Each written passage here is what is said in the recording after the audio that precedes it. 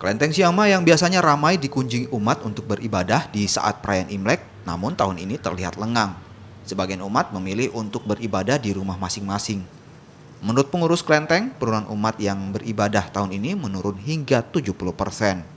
Meski umat yang beribadah menurun, namun pihak kelenteng telah menyiapkan protokol kesehatan bagi umat yang datang, salah satunya mengatur jarak antar umat. Perayaan Imlek tahun ini di Kelenteng Siama pun dilakukan secara sederhana akibat pandemi COVID-19.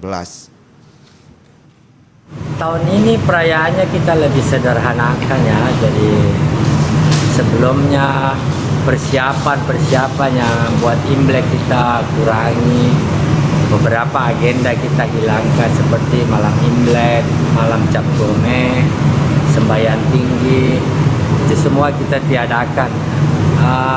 Ibadah pun juga dari jam 7 pagi sampai jam 4 sore kita tutup kelentengnya. Kemarin malam Imlek juga kita jam 5 sudah tutup.